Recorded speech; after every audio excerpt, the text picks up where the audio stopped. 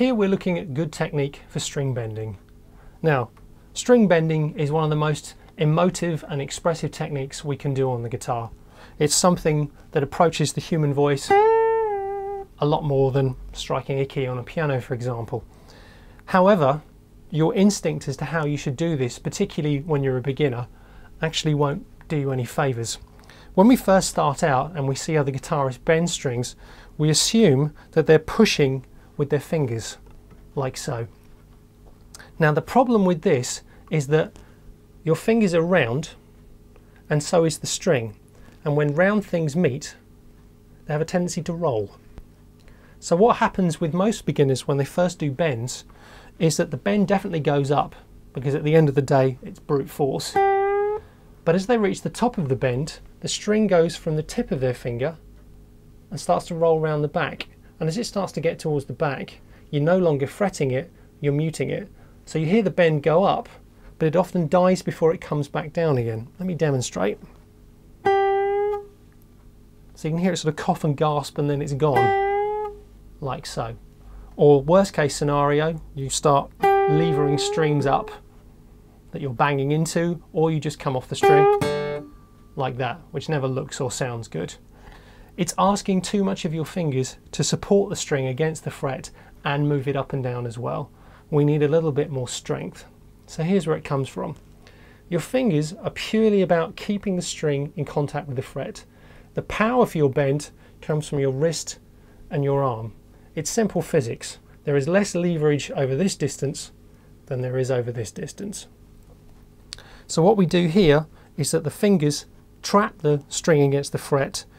I've got my thumb up here as an anchor point, and then this knuckle at the base of my index finger is the pivot point, like that.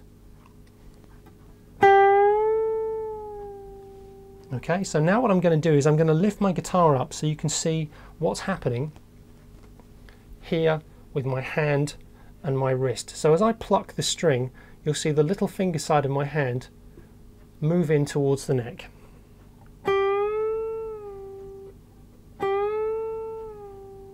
Okay, and then if I turn the face of the guitar, still keeping it upright,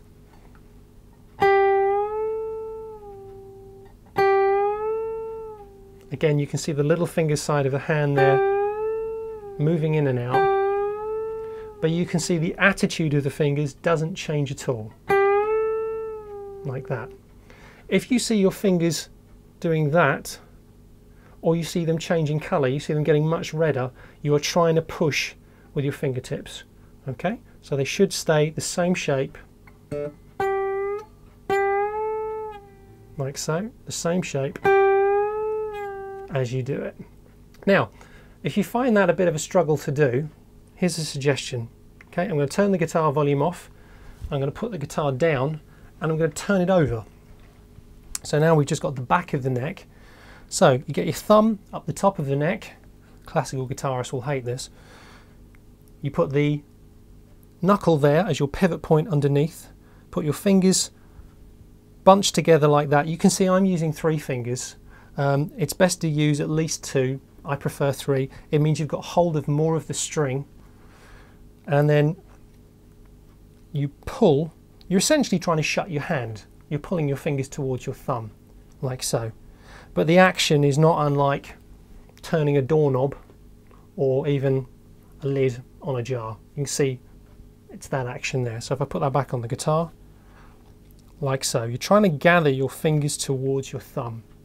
So now if I turn the guitar back over again, turn the volume back on, put that into action. Okay.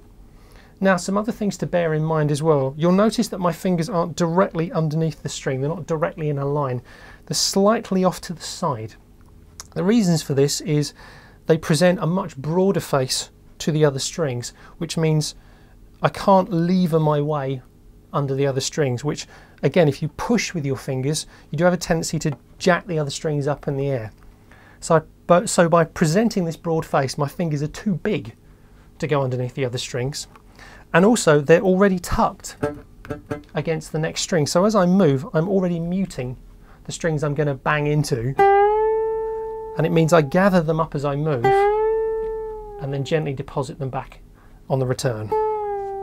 The last thing to bear in mind is that when you're going up and down on the strings like so, you need a good grip on the way up and an even stronger grip on the way down. Remember, the string is under tension. If I bend it upwards and then just let go of it, it'll pop back into position. So it wants to go back. So you need a stronger grip on the way down to make sure that it descends at the rate you choose. Otherwise, again, your sound will go up and then it will vanish on the way down because it's trying to find its own way back. Now, I must say that this technique doesn't come naturally. Like so many things on the guitar, it has to be learnt. However, it's the strongest technique and it is the best way to do it. So stick at it and you will get there.